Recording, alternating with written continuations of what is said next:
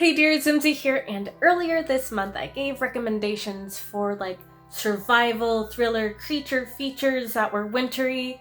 However, if you're looking for something a little bit more cozy and magical and fantasy-like, don't worry, I've got you. Okay, first I actually have a French series that is a part of the Mirror Visitor Quartet, and the first one is called The Winter's Promise, because winter was in the title. Naturally, I had to include it. And the world building in this one is just so cool and immersive. I do have to admit, there isn't so much as a very prominent plot. Like, the emphasis instead is on the relationships and in the world building, and it's just so magical. And I suppose, okay, I should get into what this is about. So this takes place in kind of a steampunk world where legend has it that God shattered the earth into different arcs. So there's these floating huge massive islands, and each one is governed by a different ancestral spirit, and the people there all have their own unique inherited magical ability. Like, for instance, in Anima, where our main character lives, the people there have magic that pertains to object abilities, and Ophelia, she can empathize with objects and read their history and their emotions, and she can travel through mirrors. She's led a pretty coddled life. She's sheltered. She has it really peaceful and easy in Anima. However, she's set up with this arranged marriage to this man who is the treasurer of Pole, and it's kind of like the North Pole, I imagine, in real life. So she has to travel to the pole, and it's a whole different world there. There's tons of backstabbing and politics, and she has to navigate through all of this while figuring out the mystery of why she was singled out for this marriage. And the imagery in this book is so vivid that I feel like I just have to read a little passage for you. Alright. Hanging there in the middle of the night, its towers steeped in the Milky Way, a marvelous citadel floated above the forest, with nothing attaching it to the rest of the world. It was a totally crazy spectacle, an enormous beehive disowned by the earth, a tortuous interlacing of keeps, bridges, crenellations, stairs, flying buttresses, and chimneys, guarded by a frozen ring of moats, their long streams solidified in the void. The snowy city soared above and plunged below this line. Spangled with lit windows and street lamps, it reflected its 1,001 lights onto the mirror of a lake. As for its highest tower, it speared the very crescent of the moon. And I'm just a very image-based person, so this book made me so happy, and I so look forward to reading the rest of the series, and I definitely recommend checking out this one as well.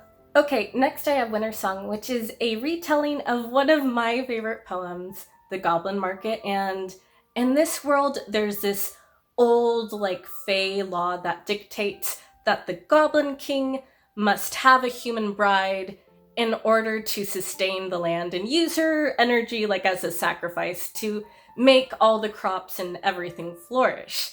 So the Goblin King has gone through quite a few brides, and it's the last day of the year, and he has to get a bride so spring and all that goodness can come, and he selects our main character's sister. So Liesel, our main character, goes down to the underground, and she demands that the Goblin King return her sister, and the Goblin King says, okay, he'll let her sister go if she marries him instead. So Liesel decides to take up that offer. However, she tries to figure out a way to stop this cycle before all her life force is sapped out of her too. And there's just magical balls. It feels kind of derivative and tropey, but in the best possible way, and it reminds you of like a mix between Labyrinth and The Legend of Orpheus. So I recommend checking this one out if you're looking for like a fairy tale wintry romance. Okay, next I have Down Comes the Night, which is like a gothic, wintry fantasy romance, and the story centers around a healer named Wren, who is also a disgraced member of the Queen's Guard. However, she receives this invitation from a reclusive and mysterious lord to come to his manor because his servants are falling ill. So she wants to redeem herself. She takes up the offer. However, when she arrives to this frigid and cold manor, she discovers that one of the Lord's guests is like her kingdom's most wanted criminal named the Reaper, and she has to heal him. However, the two of them form like this unlikely alliance because there's a lot of messed up and creepy stuff going on in the manor, and they have to figure out what's going on. There's like mysterious voices and howling winds and unknown noises. So if you like kind of Crimson Peak vibes, I think you'd like this one as well. Okay, next we have one of my favorite books of all time, The Golden Compass, and the story takes place in an alternate London that's steampunky, and it's really cool because people's souls can speak and take the shape of animals. And our main character is Lyra, who is an orphan who was raised and lives at a college, and while she's at college, she hears of an assassination plot against her uncle because her uncle, he does a lot of weird research and he's a very powerful man. So she wants to warn him. So she goes out on this adventure to try to find him, and she gets caught up in all these like conspiracies, and just like the world building and the characters are so well written, and it's just wonderful. And also it has frickin' like war polar bears, and it's amazing, and you should read it.